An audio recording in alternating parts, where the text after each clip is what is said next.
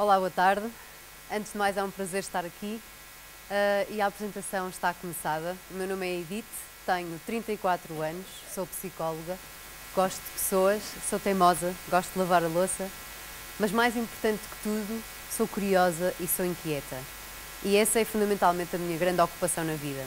Se eu tivesse que escolher uma expressão, era provavelmente esta a expressão que resume a minha forma de ser e de estar na vida, e acho que é através desta expressão que eu vos vou guiar daquilo que gostava de vos passar como mensagem para hoje. Quando eu tive que arranjar uma forma profissional de juntar as minhas duas paixões, que são a psicologia positiva, porque me traz ciência, e as viagens, sobretudo as viagens de dentro, não as de fora, ou não tanto as de fora, tive que lhe encontrar um nome para esta forma de trabalhar, e o nome que eu encontrei foi este, é Thinking Big, em inglês, porque foi lá criado, nos Estados Unidos, mas significa pensar grande, que é uma expressão que desde 12 ou 13 anos eu uso para falar de perspectiva. E quando falo de pensar grande, tem muito mais a ver com perspectiva do que pensar em grande. Tem a ver com a sensação de ver todo o mundo ao mesmo tempo, no pequenino de cada coisa. Esta é a minha forma de trabalhar e basicamente isto que eu faço durante os dias. Eu leio, escrevo, falo com pessoas, conheço pessoas, eventualmente reúno-me com clientes, falo com eles, desenho formações, dou formações, ouço música. E a minha vida é inventada cada dia e todos os dias. É um desafio, não é sempre fácil, mas é a forma que eu fui escolhendo para marcar o meu percurso por cá, a mim própria. A parte importante disto não é só bonito, é muito complicado às vezes, traz muitos desafios e implica também andar muitas vezes com a casa às costas. Então, estas coisas são feitas em variados sítios. Pode ser no Porto, onde eu tenho a casa há uns tempos, pode ser em Barcelona, onde eu vivi uns anos e onde tenho a segunda casa, pode ser na Irlanda, pode ser na Suécia, onde eu vivi uns meses, no Brasil ou nos Estados Unidos, onde passei semanas. Mas quando a minha casa interna se move, há duas coisas que têm que estar sempre. Uma é um bom coffee, que é um café mais office, onde eu posso abrir o computador e trabalhar ou falar com as pessoas, e a minha vela de baunilha para acender à noite e sentir que o lar está cá dentro. E com este estilo de vida, nem sempre é fácil juntar tudo. A única coisa que eu sei é o caminho e onde é que eu estou, e o caminho é esse, é andar assim e viver desta forma. Então, isto tudo é muito estudado, os conceitos de estudo são muito estudados naquilo que se chama psicologia positiva. E isto é o que eu faço, eu tenho a psicologia positiva e as viagens de dentro, sobretudo, juntas, e explico os conceitos da primeira, os conceitos da psicologia positiva, através das histórias que eu vou recolhendo, que me nutrem a mim, nutrem a minha vida pessoal e depois nutrem as histórias que eu conto para ilustrar estes exemplos. Isto é a psicologia, e se eu for passar para o que é a psicologia positiva, eu gostava de perguntar quem é que tem a ideia de que a psicologia positiva tem a ver com sorrisos, com andar sempre super contente, muito feliz e muito bem disposto. Quem é que associa a psicologia positiva assim, ou até a roçar aquele, se calhar um bocadinho exagero, isto de tanto positivismo? Às vezes acontece isso. Ok, há essa perspectiva. A psicologia positiva é muito simples, tem a ver na mesma como a ciência, é igual à psicologia, a única coisa é que se foca no que faz com que as pessoas e as sociedades floresçam. E florescer tem a ver com chegar ao melhor de nós próprios, não tem a ver com andar feliz, nem contente, nem a sorrir o tempo inteiro, e como já veem, eu não sorrio o tempo inteiro. E tem a ver com isto, é a eudaimonia, que é um termo grego que o Aristóteles falava e que tem a ver com este florescimento humano. E é no fundo chegarmos a ser tudo o que podemos ser, com o bom e com o mau. Então, a partir daqui, como é que eu descobri, como é que eu entrei no mundo da psicologia positiva? Este foi o primeiro livro que eu agarrei. Eu já vivia nesta forma, eu já sentia que havia algum sentido aqui, mas nunca tinha visto nenhuma teoria, nunca tinha lido nada que eu dissesse até então. E quando agarrei este livro, que é o Fluir, do Csikszentmihalyi, saíam-lhe palavras de dentro. Saía a palavra intenção, consciência, a palavra do flow, do fluxo, e aquilo começava a ressonar cá dentro, a ressoar. E depois a descrição do livro era mais ou menos esta. Um livro que apresenta exemplos de como se pode desfrutar mais da vida numa viagem já era bom, através do reino da mente, guiada pela ferramenta da ciência. E eu, que sou bastante científica e rigorosa e não gosto nada dessas coisas de só felicidade gratuita ou alegria gratuita, pensava eu, a parte de ter alguma coisa que era uma ciência que eu explicava, fez-me ter muita curiosidade e fui atrás mais e mais do livro. Então no livro encontrei isto. O Csikszentmihalyi dizia: o fluxo, o estado de fluxo, é quando as atividades são realizadas pela experiência em si, valem por si próprias, sem expectativas futuras, fazendo com que a vida se justifique no presente, em vez de estarmos reféns de hipotéticos futuros. E a ideia era essa, é o desfrute do presente pelo presente, o desfrute das pequenas coisas ou das grandes coisas pelas coisas em si, sem esperar o que é que elas vão trazer depois, sem ver o que é que vai acontecer no passo seguinte. E o livro continuava assim, a felicidade não acontece, dá trabalho. É um estado que cada um tem de preparar, dá trabalho.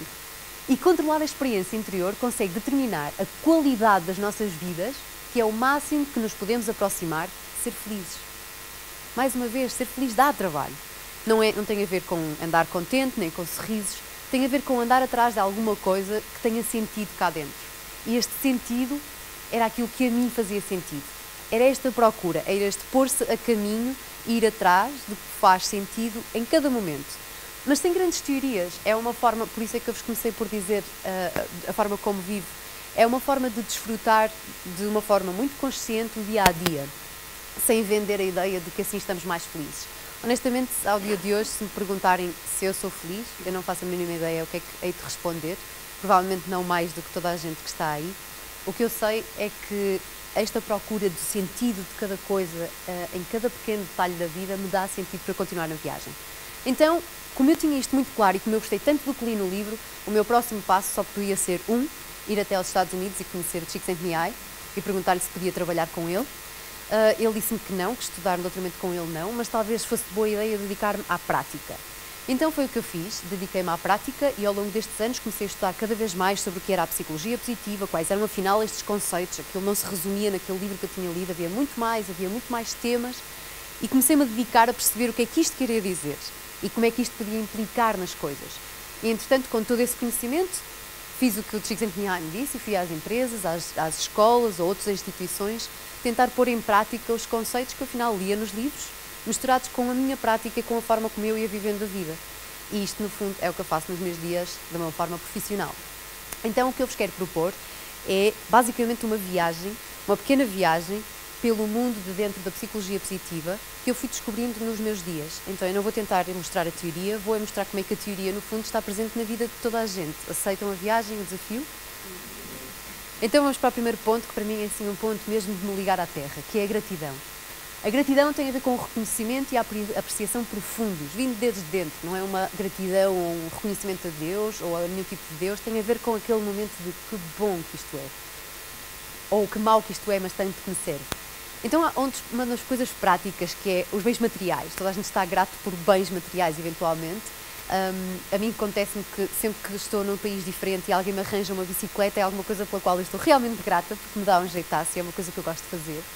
E às vezes também estou grata por recuperar coisas que tinha perdido.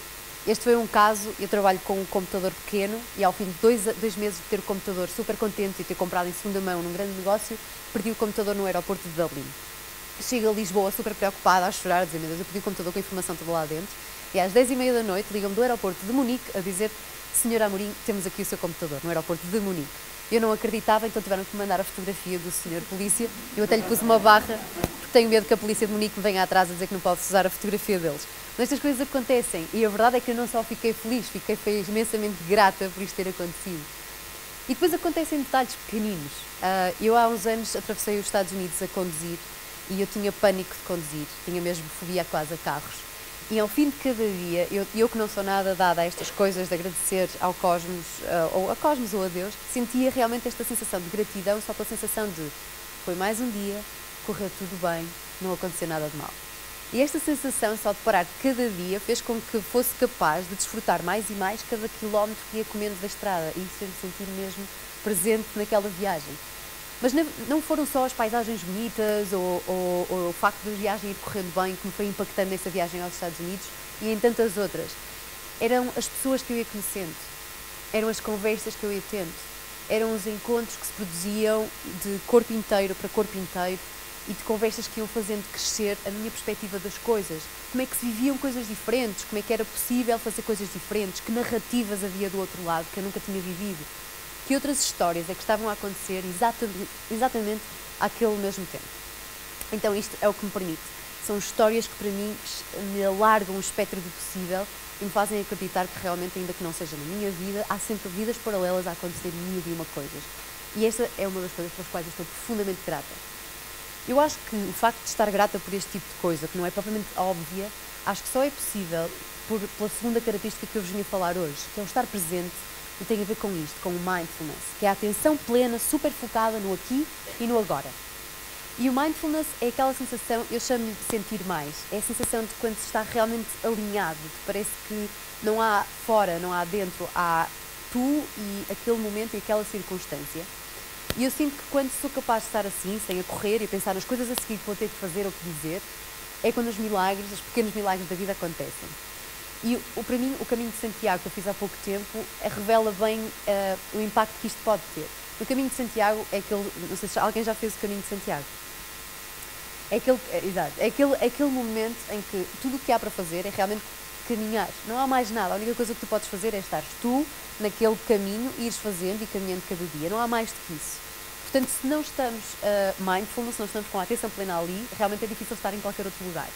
E a mim aconteceu uma coisa engraçada. Foi na primeira noite em que eu cheguei ao primeiro albergue, e estamos a falar do dia 26 de dezembro, sozinha, a caminhar de mochila às costas, eu tenho 1,5 m, portanto as coisas cruzam ainda mais. Eu chego ao primeiro albergue e não havia lugar para eu ficar, não havia espaço para ficar por nível e circunstâncias. Eu dou por mim com a minha mochila, muito cansada, meio perdida, a dizer, ok, isto não está a correr nada bem, vou para um café, vou-me sentar e vou ver o que é que acontece. E como eu acho que se a gente esperar e se a gente estiver presente, as coisas eventualmente estão de se resolver de alguma forma, sentei-me e acho que fiquei literalmente assim a ver o que é que acontecia. Mas estava lá, estava presente, estava inteira. E a certa altura vem o Demba.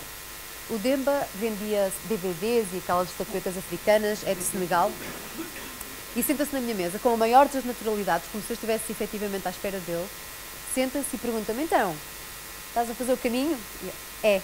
Sem sítio para dormir esta noite, mas sim, eu estava super desesperada a pensar, está mesmo frio, eu até sou aventureira, mas dormir no chão, a fazer o Caminho de Santiago, em pleno inverno, não é uma aventura bonita para se fazer. E o Demba, a certa altura, estava a trocar mensagens do WhatsApp com um amigo que até vivia naquele sítio, que se calhar também ia arranjar alojamento, e de repente via a minha vida ser resolvida pela pessoa que se tinha sentado à minha frente e que era a pessoa menos provável para me safar daquela situação possível. Mas mais do que isso, o Demba disse, num espanhol que era assim meio arrastado, disse: coisas boas acontecem a quem tem o coração bom. E esta sensação foi, não me conheces, mas se sabes isso, eu vou confiar em ti. E a verdade é que eu arranjei uma casa para ficar nessa noite, fiquei, e havia nessa casa uma cozinha, e foi possível cozinhar nessa cozinha, eu fiz lá uma massa cozida, que é o que se faz no Caminho de Santiago, não é, basicamente, e a certa altura, no dia seguinte, eu tinha 2 laranjas na mão. Qual foi o milagre da multiplicação da massa em laranjas? Basicamente, quando me sobrou massa, eu resolvi dar uma volta e como tinha visto um senhor que tinha, tenho fome, deu-me dinheiro para comer, eu resolvi levar o resto da minha massa ao senhor. Eu não tinha nada para fazer à noite, fui lá, sentei-me, olha, senhor, dá-me licença, ficamos aqui um pouco a conversar. Então sentei-me e disse, olha, já que tinha fome, eu trouxe-lhe um bocadinho da massa daqui do meu jantar. E ele disse, não quero nada, eu quero é dinheiro para comprar cerveja, isso é para disfarçar. Claro que isto deu treta da conversa, não é? E a certa altura estávamos dois na galhofa. A verdade é que ele disse, não, eu até me tão farto de dar comida, mas eu tenho toda ali atrás, que eu não quero realmente a dinheiro. Olha, leve-me essas laranjinhas que estão aí, mas amanhã já não vão estar boas. Basicamente, e no Caminho de Santiago, vou com toda a minha boa intenção entregar massa e saio com 2 laranjas para o pequeno almoço. Só foi uma boa troca. Portanto, isto é o tipo de coisas que eu acho que acontece quando se está presente, quando se está lá, quando se está focado e quando se está com vontade de viver, seja o que for que aconteça, nem que seja ganharmos laranjas do pobre que está sentado na rua a pedir. E acho que isto também dá o outro conceito, que é a vulnerabilidade. É o estar lá. A Brené Brown tem uma TED Talk sobre isto precisamente e a última frase diz é entregar-se de corpo e alma. Então, quando estás presente e quando te entregas de corpo e alma, realmente só alguma coisa pode acontecer, boa, má. E depois, no fundo, é o que é que nós somos para julgar se é bom, se é mau. Aconteceu, já está. E para mim a vulnerabilidade foi muito posta à prova quando há um ano eu decidi parar este ritmo alucinante de muitas formações em criatividade, em liderança positiva, em gestão das equipas, de uma forma mais otimista, e disse, sabes que a Edita Mirim vai trabalhar para um restaurante, que é o que faz falta. Como eu gosto muito de lavar a louça, fui lavar a louça e como gosto de viajar, fui para a Suécia, então tive um mês a trabalhar num restaurante sueco, onde eu não sabia a língua, ou não fazia a mínima ideia, e nem sequer me deixavam recolher os pratos da mesa porque eu deixava cair as facas. Então, esta foi basicamente a sensação de vulnerabilidade, ou de alguma das sensações de vulnerabilidade mais fortes que eu já tive, que é a sensação de eu não valho para nada aqui, eu não sei exatamente qual é o meu lugar, a única coisa que eu sei que tenho que fazer é estar e continuar. Esta sensação de vulnerabilidade traz-me outra coisa que é a esperança, que é, se sobrevives a isto, Edith Amorim, tu sobrevives a qualquer coisa. E a esperança tem a ver com estas três coisas. Tem a ver com ter um objetivo claro, construir os caminhos para eles alcançar, não é? Esperar que eles milagrosamente apareçam e ter a motivação e a confiança de que se vai realmente lá chegar. E isto era bastante claro, e eu acho que esta qualidade, a esperança, é aquilo que nos move e que nos permite esperar quando as coisas não estão imediatamente no caminho. Então, isso ajuda a não ver. E esta é muitas vezes a minha pergunta. Eu viajo bastante e viajo bastante sozinha. E viajo muitas vezes sem coisas muito planificadas, nem muito planeadas. Então, ponho-me a jeito, a bom português. Então há muita coisa que pode acontecer, boa, má, muitas vezes acontecem coisas extraordinárias, mas muitas vezes acontecem como a toda a gente, basta ir de Vila Real até ao Porto, acontecem-nos tropelias. E a esperança é aquilo que me faz acreditar que aconteça o que acontecer, há de haver uma maneira, há de haver uma saída. E é muito engraçado porque uma coisa muito concreta é o dinheiro, não é? Nós não pensamos muito bem o que é que pode acontecer, ou às vezes é a nossa maior angústia, o que é que acontece com o dinheiro. E há várias histórias que me acontecem de gente que me dá dinheiro em momentos que eu nem percebo muito bem como é que aquilo vem. E não é que eu vá pedir, a sério, mais ou menos eu vou-me safando da vida. Mas a cena engraçada é, esta por exemplo foi no aeroporto de São Paulo, recém-aterrada, e de repente estou a perguntar a um senhor onde é que é a casa de câmbio mais próxima para ir trocar dinheiro, com dinheiro no bolso. Ele diz, não, mas olha, vai levar 40 reais, porque para chegar à casa de câmbio não vai desprevenida. E a certa altura estou quase a lutar com ele, a dizer, mas eu não quero o seu dinheiro. Vai com o seu dinheiro, sim, com o meu dinheiro, sim senhora. E eu de repente tinha 40 reais para sair daquela situação. A primeira vez que eu cheguei aos Estados Unidos, ia super perdida, com um ar de menina pequena, a dizer, ai meu Deus, isto é tudo tão grande, eu não percebo nada disto e não faço a mínima ideia como é que isto é, mal era quase o meu tamanho. Entro no autocarro e era preciso moedas trocadas para pagar o autocarro. E eu não tinha moedas, tinha dinheiro, muitos dólares em notas, mas não tinha moedas. E a certa altura está-se a fazer uma pequena coleta no autocarro que ia para um subúrbio, que era onde eu ia ficar, para me arranjarem moedas para a pobrezinha, coitadinha da rapariga, que tem uma malinha maior do que ela. Consegui passar a passagem. Aquilo internou-me de uma maneira, sentei-me à beira de uma senhora e comecei-lhe a contar um bocadinho, que estava meio perdida, que estava a ver como é que me orientava, expliquei-lhe para onde é que ia e a certa altura ela pega em dinheiro, que é exatamente a mesma quantia, e disse, olha, vai precisar de outro autocarro, e está aqui o dinheiro para o seguinte. E aquele gesto é a sensação de que a esperança tem que lá estar, que a esperança vai nos salvar de alguma forma se a gente conseguir aguentar o suficiente para resistir a tudo aquilo que nos venha pelo caminho. E este episódio também me traz a mim outra sensação. É o amor ao outro, é o amor ao próximo, é o amor por si próprio, é o amor por tudo. Alguém que te dá a mão e te ajuda porque sim, porque está lá e tu estás lá.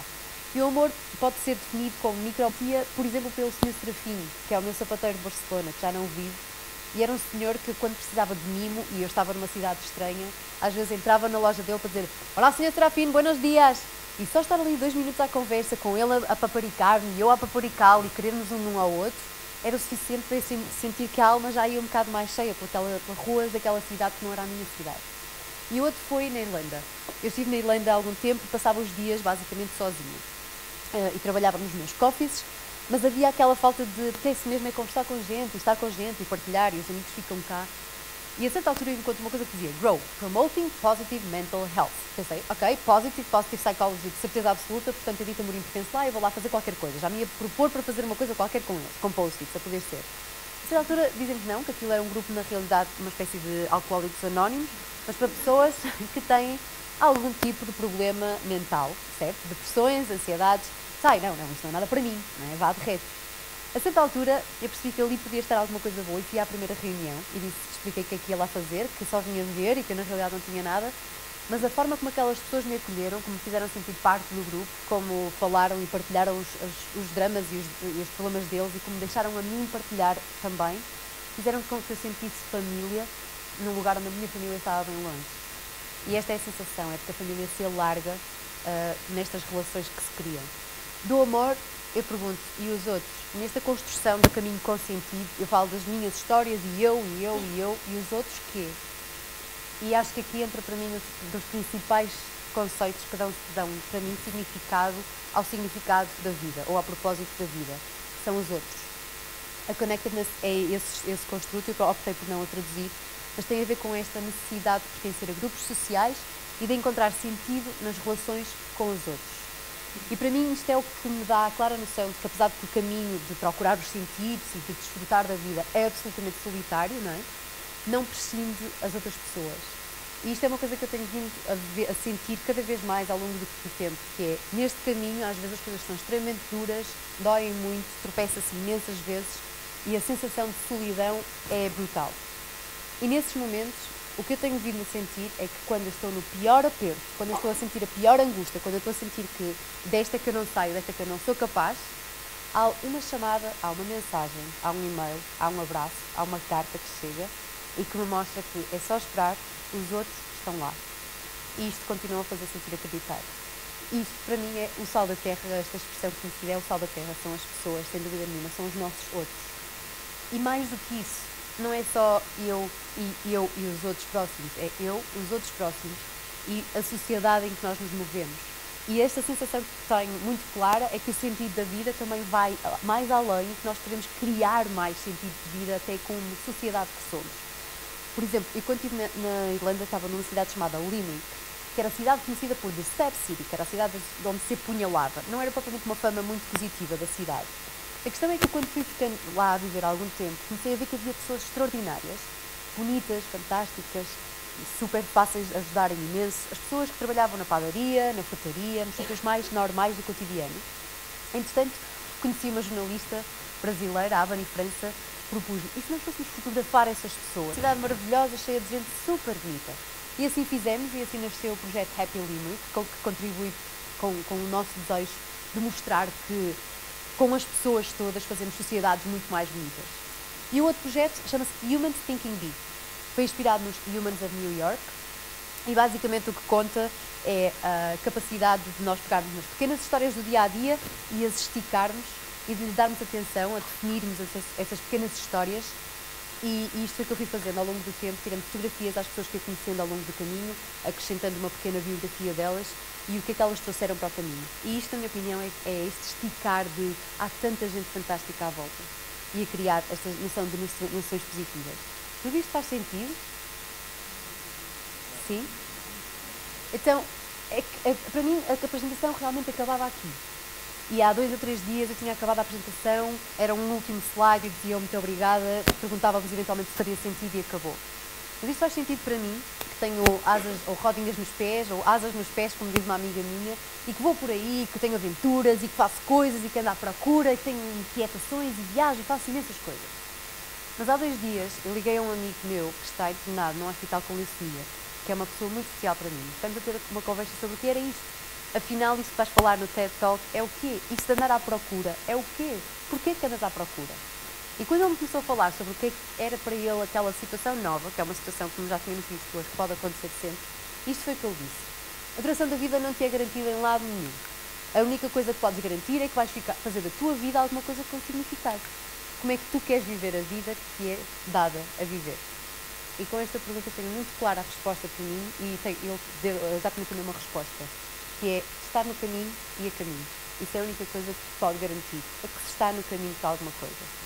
Também é certo que o caminho tem imensas tropelias, que há imensos momentos em que só apetece agarrar uns pulos e ficar ali agarrado a dizer isto não está aí nada bem, mas no final eu acho que a mensagem é a mensagem que resumiu um amigo meu, que não é nada destas áreas, que até é muito cético destas histórias todas, e que dizia, acho que já percebi qual é a tua mensagem.